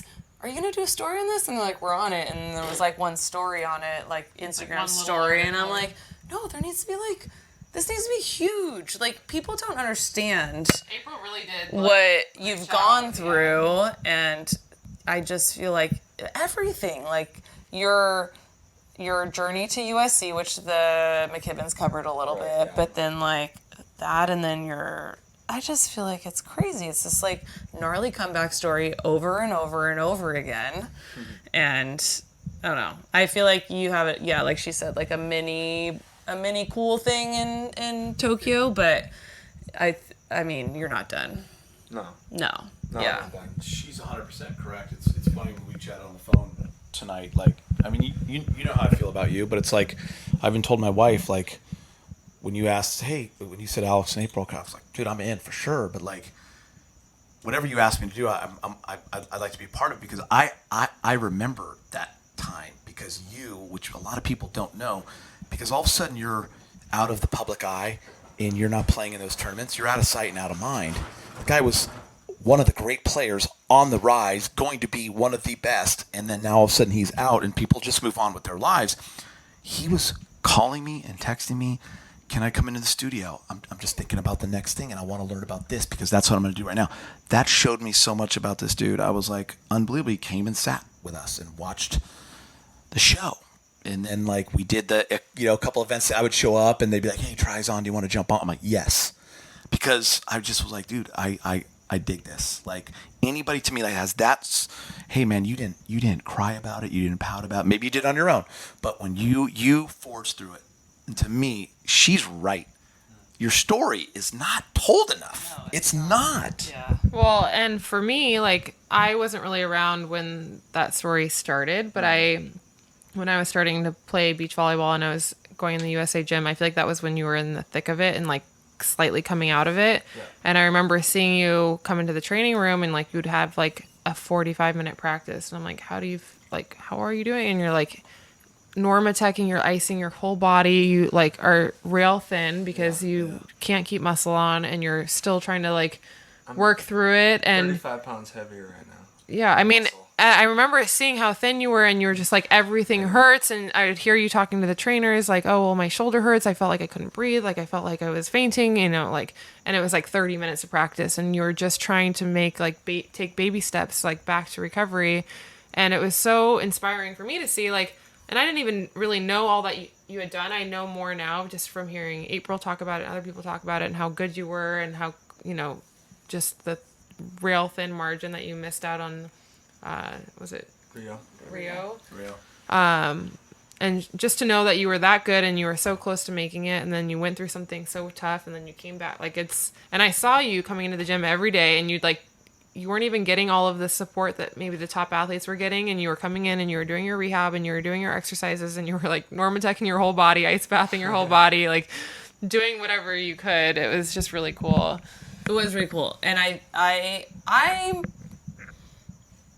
like, Trevor was a wild card for me for a while, but I feel like you've had, because of your whole experience, maybe you've had a really good effect on Trevor also. And like I lately, like, not to take away from your story. I feel like we were talking about your story, and it's amazing. But going forward, like, Trevor was, you know, the trash talker and whatever. And I was kind of like, I don't know if this is good or not. But going into, I think maybe even since the Olympics, like, I've seen him work so hard in the gym, and he's coming in like every day and like putting in the work. And I feel like he's improved so much. And like, I think you guys have so much potential, and I feel like Trevor's improved. Like, you've always been on that path and always about like growth and like improving however you can. And I feel like you've rubbed off on Trevor, and maybe that's like why you guys are having like a good amount of success now. And like, you guys get out on the court, and I've said this to several people, like, you look like you're there to win. You look like you're professionals. You guys are matching. Like, I mean, and that's not a big deal, but like, And by the way, fun to watch. Fun to watch. And like, I love watching them play. So. I don't even, like, I'm not a trash talker. I'm not a big fan of trash talking. But even when Trevor talks trash now, I'm like, well, at least he's like doing all the work. I know he's doing all the work to back it up. And like, I can get on board now. And I just, yeah. I'm a fan. I'm a fan of you I guys. do feel like I need to give Trevor a little credit, because I used to see him in the gym, like, doing his own workout, and he'd be like on the like physio ball for most of the workout, and I'm like, he's not even like, is he even doing anything, you know? And I was kind of judging him, and then I've gone on my own path of kind of figuring out what works for my body, and I've had to kind of get away from a lot of Olympic lifting, and I've gone my own to different gym and all this stuff. But I feel like now looking back, I'm like, I wish I hadn't judged, because everyone figures out what works for them. And I feel like, you know, the older you get and the more experienced you are, you start to realize what works for your body. And I think he knew all along, like, he was doing what worked for him, and he was working hard in his own way. And I feel a little bad for judging him, because he was putting in the time, and he was there consistently. He was just doing his own thing, you know? Yeah. No, I think he, when I first partnered with Trevor, like, it was literally, for me, I was like, oh, how sick would it be to go play with one of my best friends in Manhattan? Like, he's cool. He's playing. I actually, the way I got in is because, you know, to communicate with Trevor, you just trash talk. So I was giving him so much shit about, you know, taking ninths with John Mayer, and so it's like, hey, you're taking ninths, dude. What's the worst that could happen? Just play with me, dude. At least we'll have fun. We'll get a ninth. I'll walk out there and get a ninth. And he's like, all right, fine, I'll do it. And I was joking, because I was like, I didn't have it at that point. I literally got hurt. I like pulled a rib, like, just playing in the first match. But he agreed, and I was like, oh, sick, right on. I get like a top player right off the bat. But I wasn't planning on playing with him after that. And then, you know, I'm on my grind. We win the 3-star, which is, you know, respectable. Like, well, holy crap, my first that's harder FIVB than back. I think people think. You're right, yeah. No, it was a good tournament. And first one back, my first FIVB back, I got a gold. I was like, holy crap. And I It was was like, such a big deal. It was Right. a really big Such a deal. big deal. Yeah. Should have deal, been man. made a bigger deal. It's a big deal. Yeah. that's right, the documentary's got it. Okay. Good. But my point was, like, when I played with him, it was for fun. Like, I'm going to go play for fun with Trev. And I knew how competitive he was. I think I understood how good he was more so than anybody else, because I'd been playing against him as a kid. And anytime my level rises, he raises up to that, or vice versa, or whatever. We don't let each other pass each other, you know, mentally. Whether it's true or not, it's just like, in our heads, it's like, no. Taylor's doing that? All right, let's go, kind of thing, you know? But he, like, the next season, I wasn't going to go in the quad with him. I was like, that doesn't make sense. We're both left side blockers. We're, like, kind of the same player in a lot of ways. But he just kept getting better. He kept making it so that he's the right choice. It's like, I can't. All right, we're winning. How the hell am I going to drop you? You're working hard. You're doing this. Like, there's something about you guys that I just agree. fit, and I don't know, like, it seemed like the obvious choice. Yeah, I mean, he made himself the right choice, basically. And that's just with growth, and, like, he doesn't, like I said, we don't communicate that well. We communicate in a very guys relationship kind of way. Non-verbal. But, like, Your name's he's on the pier paying together, by the way. attention. How's that? I know. Names are going to be on the pier Sick. together. From That's the crazy. baby court to the pier, which Wow. I have a children's book with Travis Mortar that we wrote, if you don't know. and I think we talk about that in the book. Us as kids are talking about how we want to get our name on the pier one day while we're playing on the baby cart. It's kind of cool. Pick one up at Amazon. Volleyball for milkshakes. Your stories. Anyway, good stories. Yeah, we don't know when the None of doc your will end. stories are done, by the way. You three. That's true. Yeah. That's true. Still gonna write some chapters. We'll see. Stay tuned. Yeah. Stay tuned, people. I hope it's not weird when I say it, because I do tell everyone you guys are in the conversations with the greatest American teams of all time. Well, we appreciate that. Thank you. It's the truth. I only speak in facts. Thank you. Ask her in the beer tent. My one wish for my career still is to have you introduce me. Let's do it! Because I used to go to the AVPs when I was like 10, 11, Yeah. 12 years old, and Geeter would announce me walking into the to the stadium seating, and I would feel like such a big deal. Put him on the spot now. And Or do we wait We till wait. I'll tell you what, there's 'cause an I- AVP? we're gonna- Okay. But I was so You gotta fly shy. out, Geeter. Oh my No god. video. I was so. No. Vegas. No, We're it's a- having Bally's is taking over. We're gonna have a Vegas tournament. Ooh. But I kind of want it in Manhattan or Guys, Hermosa. it's Like gonna be it's in got to be like a person. hometown affair. Oh no, Yeah. that's what we mean. Yeah. Yeah. You have to fly out. I want to be there when they give you guys your plaques next year. Oh. Yeah. Okay, so do that and then announce us in Manhattan. I Deal? just realized that we're all gonna be at that same. By the way, I love Mark.